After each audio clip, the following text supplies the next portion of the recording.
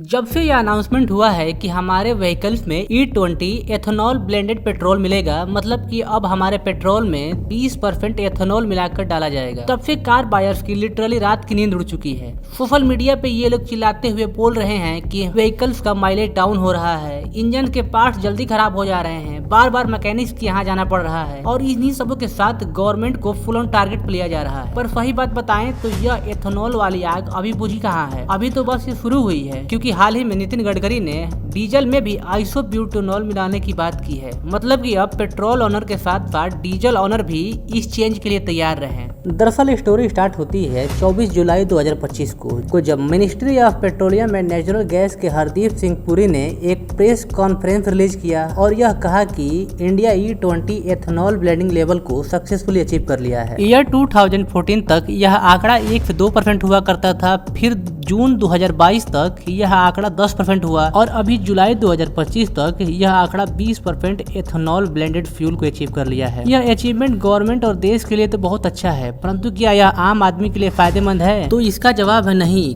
क्योंकि कार या बाइक जो ईयर 2023 से पहले की हैं, उन्हें केवल 10% एथेनॉल ब्लेंडेड के साथ बनाया गया है। मतलब कि वह केवल E10 पेट्रोल को ही सपोर्ट करती हैं। और अब अगर उनमें E20 पेट्रोल को यूज किया जाएगा तो ऑब्वियस सी बात है कि उनमें कोई न कोई प्रॉब्लम आएगी, क्योंकि उनको ऐसा डिजाइन ही नहीं किया गया है। ईयर 2023 के बाद जो भी व्हीकल्स हैं केवल वही E20 पेट्रोल को प्रॉपरली बिना डैमेज के यूज कर सकती हैं। यह जानते हुए कि लाखों गाड़ियां ऐसी हैं जो कि केवल E10 पेट्रोल को सपोर्ट करती हैं, फिर भी मार्केट में E20 पेट्रोल को लाया गया और इसके साथ ही व्हीकल ओनर को कोई ऑप्शन भी नहीं दिया गया है कि वह अपनी मर्जी से E10 या E20 पेट्रोल को यूज कर सके। और जब इससे रिलेटेड कोई गवर्नमेंट से सवाल पूछा जाता है तो वह डायरेक्ट कहती है कि एथेनॉल ब्लेंडिंग इन्वायरमेंट के लिए अच्छा है, क्योंकि यह पॉल्यूशन को कम करता है। और इसके साथ ही गवर्नमेंट हमारी यह कहती है कि E20 हमारे ग्लोबल ऑयल इंपोर्ट को कम करता है। यहाँ तक कि नितिन गडकरी ने यह भी कहा कि कोई एक गाड़ी हमें दिखा दो जो इस पेट्रोल के कारण क्षति हुई है। लेकिन यहाँ खुद नीति आयोग की रिपोर्ट में लिखा गया है कि E20 पेट्रोल के यूज से 4 से 6% तक का माइलेज ड्रॉप आ सकता है। इतना सब होने के बावजूद भी लोग किसी तरह से E20 पेट्रोल को यूज कर रहे थे, परंतु अब सवाल ये उठता है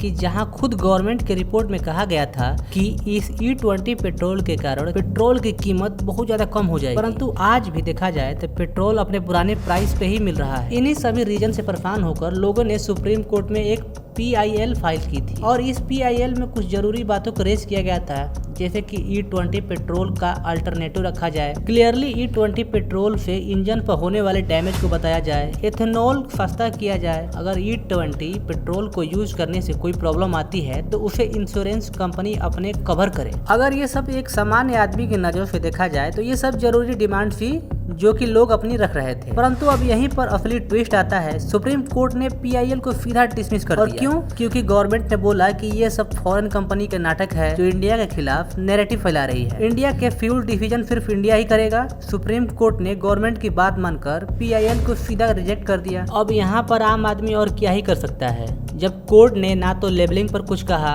ना कंज्यूमर सेफ्टी और ना ही कोई अल्टरनेटिव ऑप्शन पर जोर दिया, बस फॉरेन लॉबी बोलकर बात को खत्म कर दिया। अभी यहाँ आम आदमी कोई दूसरी पॉलिसी का इंतजार कर सकता है या फिर अपनी मजबूरन इसी E20 पेट्रोल का यूज करे। हम मिलते हैं किसी और वीडियो किसी और नए टॉपिक के साथ, तब तक के लिए जय हिंद, जय भारत।